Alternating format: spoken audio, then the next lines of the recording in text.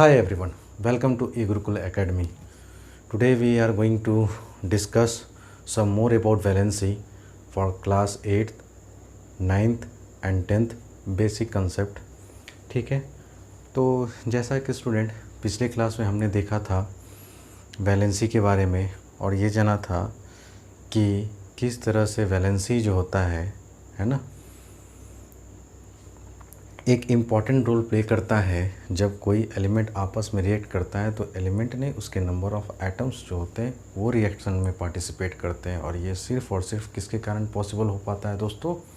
तो ये सिर्फ़ और सिर्फ वैलेंसी की वजह से हो पाता है। फिर हमने 1 से लेके 30 तक एलिमेंट का एटॉमिक नंबर लिखा, उसके बाद उसका इलेक्ट्रॉनिक कॉन्फ़िगरेशन जो है देखा हमने। फिर ये देखा कि उसका नेचर क्या है, वो मेटल है या नॉन मेटल है ना। तो ये सब कुछ बातें पिछले क्लास में की गई थी। जिन बच्चों ने अभी तक पिछला 2 लेक्चर नहीं देखा है ना, उनसे रिक्वेस्ट है कि वो 2 लेक्चर पहले जाके देख लें, उसके बाद ही 3rd लेक्चर को देखें, ठीक है। और हाँ, एक बात और कि हम लोग जो पढ़ रहे हैं ना, वो ये ध्यान में रख के पढ़ रहे हैं बेसिक, कि अगर एक बार मैं बेसिक करा रहा हूँ ना, तो मैं सेपरेटली 8th क्लास के लड़के को फिर से वापस इतना नहीं पढ़ाने वाला, 9th को भी नहीं पढ़ाऊँगा, ठीक है ना। तो जितने भी बच्चे जो केमिस्ट्री में वीक है ना, उन सबों के लिए है ना 8th, 9th और 10th का जो बेसिक मैंने बनाया है, ये इन सभी बच्चों को ध्यान में रख कर बनाया है। और जो भी 8th क्लास के बच्चे हैं, चाहे वो 9th क्लास के बच्चे हैं, चाहे वो 10th क्लास के बच्चे हैं, इनका वाइड एप्लीकेशन हर एक चैप्टर में होगा, चाहे वो मेटल्स एंड नॉन मेटल्स की बात हो, चाहे वो एसिड बेस्ड रिएक्शंस हो, ठीक है ना दोस्तों, चाहे वो पीरियोडिक क्लासिफिकेशन हो, वहाँ पे है ना बहुत आपको लगेगा कि तो ऑलरेडी सर ने मुझे पढ़ा रखा है, ठीक है ना। तो बहुत हेल्पफुल होगा ये वीडियोस, इसीलिए आप एक प्रॉपर नोट्स बनाइए, बाकायदा उसे कॉपी पे लिखिए, राइट डाउन कीजिए, और जितना मैं कंटेंट पढ़ाते जा रहा हूँ उसको याद करते चले, ठीक है ना। सिर्फ वीडियोस देखने से नहीं होगा दोस्तों, है ना। प्रॉपर नोट्स बनाइए, उसे याद कीजिए, और तब अगले क्लास में आप, ठीक है ना, बने रहिए हमारे साथ, और एक एक चीज़ कर कर हम लोग आगे की बात करते हैं। जैसे कि आपने देखा था कि वैलेंसी को हमने डिफ़ाइन किया था कि वो एक्सेप्ट करता है, डोनेट करता है या फिर शेयर करता है इलेक्ट्रॉन्स को, है ना। चलिए सर, अब वैलेंसी हम लोग को पढ़ना है कि वैलेंसी जो है बेसिकली 2 तरह के होते हैं दोस्तों। एक होता है हमारा कांस्टेंट वैलेंसी, जिसको हम लोग फिक्स्ड वैलेंसी कहते हैं, ये चेंज नहीं करता है, और एक होता है वेरिएबल वैलेंसी। तो पिछले क्लास में हम लोग जो भी वैलेंसी देख रहे थे दोस्तों एलिमेंट का, वो हम देख रहे थे कांस्टेंट वैलेंसी का। आज हम लोग बात करेंगे वेरिएबल वैलेंसी पे, ठीक है ना। और जो भी इम्पॉर्टेंट नोट्स होगा वो आपको लिखाया जाएगा। आइए कांस्टेंट वैलेंसी और फिक्स्ड वैलेंसी अगर बात करें तो देखिए, हाइड्रोजन का वैलेंसी +1 होता है, ये कभी चेंज नहीं करेगा। लिथियम का +2 होता है ना। लिथियम का भी वैलेंसी कितना होता है दोस्तों? +1 ही होता है, ठीक है। सोडियम का भी +1, मैग्नीशियम का +2 और एल्युमिनियम का +3, और इस तरह से देखते आगे बढ़ते जाएं। तो जिसकी वैलेंसी फिक्स्ड हो सर, कांस्टेंट हो, उसको हम लोग कांस्टेंट और फिक्स्ड वैलेंसी के कैटेगरी के अंदर रखेंगे। और जिसकी वैलेंसी है ना चेंज करे, है ना, उसको हम लोग क्या बोलेंगे सर? Variable valency. आइए, वेरिएबल वैलेंसी को डिफाइन किया गया है, सर्टेन एलिमेंट्स एग्जिबिट, कुछ ऐसे एलिमेंट्स हैं सर जो एग्जिबिट करते हैं मोर देन 1 वैलेंसी, एक से ज़्यादा वैलेंसी शो ऑफ करते हैं, ठीक है ना। तो उन्हीं को हम लोग क्या बोलते हैं? Variable valency. अब देखिए, जैसे यहाँ पे हमने फिर से लिया है सोडियम एटम को, ठीक है। तो आप जानते हैं कि इसके पास एटॉमिक नंबर 11 है, तो इसके पास नंबर ऑफ़ इलेक्ट्रॉन भी 11 होगा, नंबर ऑफ़ प्रोटॉन भी क्या होगा दोस्तों? 11 ही होगा। जब इनका कॉन्फ़िगरेशन करेंगे तो पहले सेल में 2 सेल, दूसरे में 8 और फिर 1, तो यही तो इसका वैलेंस इलेक्ट्रॉन हुआ और यही इसका वैलेंसी हुआ। आपको लिखाया गया था कि जिसके आउटर मोस्ट ऑर्बिट में 1, 2 या 3 इलेक्ट्रॉन होगा उसको हम लोग क्या बोलेंगे? मेटल बोलेंगे। और जिसके आउटर मोस्ट ऑर्बिट में 5, 6 और 7 इलेक्ट्रॉन होगा उसको क्या बोलेंगे? नॉन मेटल बोलेंगे। और कुछ मेटलॉइड्स के बारे में पढ़े थे, और एक्सेप्शनल केस में कार्बन के बारे में पढ़े थे कि 4 होने के बावजूद भी ये नॉन मेटल है। अब अगर हम इसका कॉन्फ़िगरेशन अगर सेल में दिखाएं तो देखिए, ये हमारा सेंट्रल पॉइंट न्यूक्लियस हुआ। पहला के सेल में कितने इलेक्ट्रॉन है? 1 और 1, 2। और हम पढ़े थे बोर्स-ब्यूरी का स्कीम कि पहले सेल में मात्र 2 ही इलेक्ट्रॉन भर सकते हैं, दूसरे सेल में मैक्सिमम कितना इलेक्ट्रॉन फिलअप कर सकते हैं? 8। तो 2, 2 4, 2 6 और 2 8। और तीसरा जो एल सेल है, ये मेरा के सेल हुआ, ये एल हुआ और ये एम सेल हुआ, ठीक है ना। अब एक जो इलेक्ट्रॉन बचा दोस्तों, ये इस लास्ट सेल में आएगा ना, याद रखिएगा इस लास्ट सेल को ही हम लोग वैलेंस सेल बोलते हैं, या इसका एक और नाम है अल्टीमेट सेल भी इसे कहा जाता है। अल्टीमेट सेल के जस्ट पीछे वाला सेल, मतलब हम एल सेल की बात करें, इस क्वेश्चन में एम सेल जो है ना दोस्तों, ये मेरा अल्टीमेट सेल के नाम से बोल लीजिए, या इसका एक और नाम है वैलेंस सेल भी आप इसको बोल सकते हैं, ठीक है। और जस्ट अल्टीमेट सेल के पहले वाले जो सेल होते हैं दोस्तों, उसको हम लोग कहते हैं पेन अल्टीमेट सेल। उम्मीद करता हूँ यहाँ तक आपको बात समझ में आ गया होगा। एक बार इसका स्क्रीनशॉट लें, पॉज करें वीडियो को और प्रॉपर कॉपी पे नोट्स बनाएं, फिर इसके बाद हम आगे की बात करेंगे।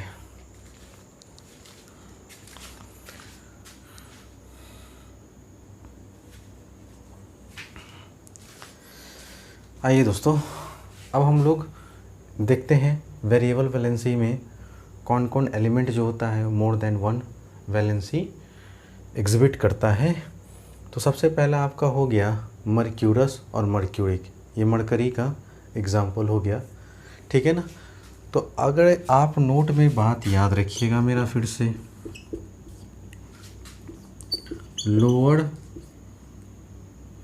लोअर वैलेंसी को हम लोग अस से रिप्रेजेंट करते हैं और हायर वैलेंसी को फ्रेंड हम लोग इक से रिप्रेजेंट करते हैं, ठीक है। तो मरकरी जो होता है वो दो तरह का वैलेंसी एग्जिबिट करता है, एक Hg+ और एक Hg+2, ठीक है। याद रखिएगा अच्छे से, एक Hg+ और एक Hg+2। अब आप ये प्लस ऐसे लिखिए या फिर ऐसे लिखिए, है ना, दोनों बातें लिखिए, तो आप आगे करके लिखिए प्लस, तो आपको अच्छा लगेगा, ठीक है ना। आप ऐसे करके लिखिए, ठीक है ना, तो दिखने में अच्छा लगता है, तो आप ऐसे ही लिखेंगे, सारे का आप ऐसे कर लीजिए और यहाँ पे +4। इधर तो सही है दोस्तों, यहाँ पर भी सुधार लेंगे, ठीक है। आइए अब हम लोग देखते हैं कि मरकरी का दो वैलेंसी होता है, एक Hg+ और एक Hg+2। तो ये इक लगा हुआ है दोस्तों, जब इक लगा है मतलब हम लोग मरकरी हायर वैलेंसी की बात करेंगे। तो हायर वैलेंसी मतलब उस समय हम लोग मर्क्यूरिक की बात कर रहे होंगे। अगर अस लगा हो तो हम लोग +1 लेंगे वैलेंसी, इक लगा हो तो +2 वैलेंसी लेंगे। उसी तरह से आयरन का दो फॉर्म होता है, एक +2 और एक +3। तो आयरन का देखिए फेरस से बना, अस आया तो +2 लोअर वैलेंसी और इक आया तो +3 वैलेंसी। ठीक इसी तरह से यहाँ देखिए टीन का ये दो फॉर्म है, स्टैनस और स्टैनिक, ठीक है, लैटिन नेम होता है टीन का स्टैनस। तो अस के लिए हो गया +2 और इक के लिए हो गया हम लोग का +4। तो जहाँ भी अगर स्टैनिक लिखा हो तो आप खुद समझेंगे कि हमको वैलेंसी +4 लेना है, ना कि +2, और जहाँ स्टैनस लिखा हो तो आपको वैलेंसी लेना है +2। ठीक, यहाँ पे आइए सिल्वर की अगर बात करें तो सिल्वर का लैटिन नेम जो होता है दोस्तों वो होता है अर्जेंटेनम, ठीक है ना। तो यहीं से अर्जेंटेनम से ही बना है अर्जेंटेनस, है ना। तो अस अगर लगा हुआ है तो +1 और इक लगा हुआ है तो +2। उसी तरह से कॉपर का दो वैलेंसी होता है ना, एक +1 और एक +2। तो अस वाला में +1 की बात करेंगे, इक वाला में +2 की बात करेंगे। उम्मीद करता हूँ दोस्तों आपको ये समझ में आया। Take your time please.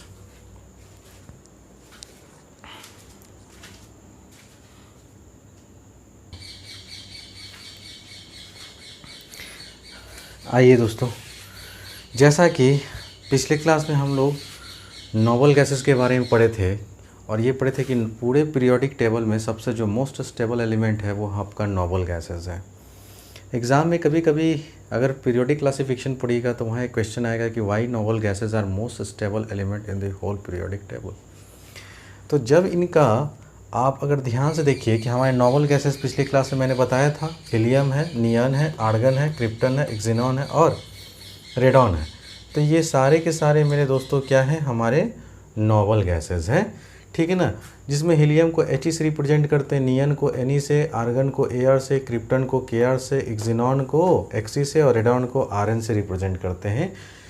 क्यों ये स्टेबल है और ये क्यों किसी से रिएक्ट नहीं करते हैं, चाहे कोई भी पॉसिबल कंडीशन दे दीजिए, ये कभी रिएक्शन में पार्टिसिपेट करते ही नहीं है। इसके पीछे एक सिंपल सा लॉजिक और एक सिंपल सा रीज़न है कि जब इनका इलेक्ट्रॉनिक कन्फिग्रेशन किया गया ना दोस्तों, तो क्या देखा गया कि हीलियम के पास 2 ही इलेक्ट्रॉन है, तो ये आउटर मोस्ट इलेक्ट्रॉन हीलियम के पास कितना है, 2। इसीलिए मैंने कहा था कि कोई भी एलिमेंट चाहे वो मेटल हो चाहे वो नॉन मेटल हो, अपने आप को स्टेबल करना चाहता है। स्टेबिलिटी गेन करने के लिए वो अपने नज़दीकी इनर्ट गैस के इलेक्ट्रॉनिक कन्फिग्रेशन को अचीव करना चाहता है ना। और अचीव करने का 2 रूल बताए थे आपको, एक होता है डबलेट रूल को फॉलो कर कर और एक होता है ऑक्टेट रूल को फॉलो कर कर, है ना। तो बहुत सारे अभी आगे चलकर एग्जांपल देखेंगे कि कैसे कोई एलिमेंट इलेक्ट्रॉनिक कन्फिग्रेशन अपने नियरेस्ट इनर्ट गैस के कन्फिग्रेशन को अचीव कैसे करता है, either by following doublet rule और बाई ऑक्टेट रूल। तो जितने भी नोबल गैसेस हैं, जब इनका इलेक्ट्रॉनिक कन्फिग्रेशन किया गया तो आप देखिए सिर्फ हीलियम को छोड़ दिया जाए तो बाकी सब के आउटर मोस्ट ऑर्बिट में 8 ही इलेक्ट्रॉन हैं।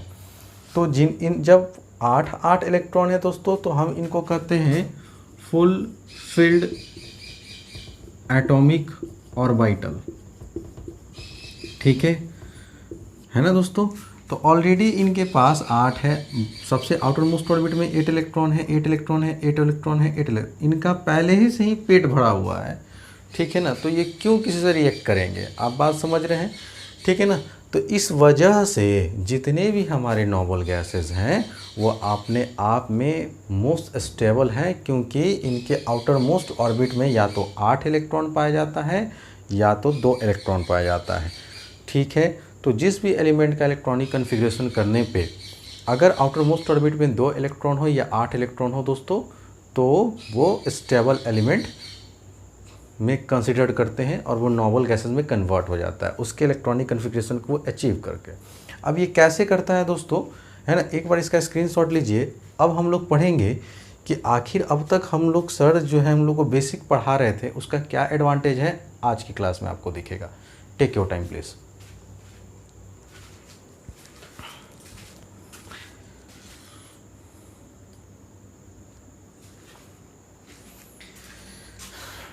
आइए दोस्तों, अब हम लोग एक एक कर सारे एलिमेंट का इलेक्ट्रॉनिक कन्फिग्रेशन देखेंगे कि कैसे इनका इलेक्ट्रॉनिक कन्फिग्रेशन होता है, किसी भी सेल के अंदर कैसे कैसे इलेक्ट्रॉन्स को हम लोग फिलअप करते हैं, ठीक है ना।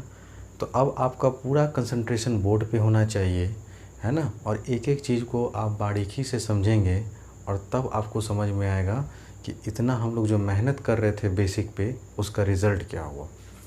आइए, सबसे पहला जो एलिमेंट है हम लोग बात करते हैं, इधर लिख देते हैं, ठीक है ना। इधर आपका एटॉमिक नंबर का कॉलम है ना, इधर आपका एलिमेंट, ठीक है दोस्तों।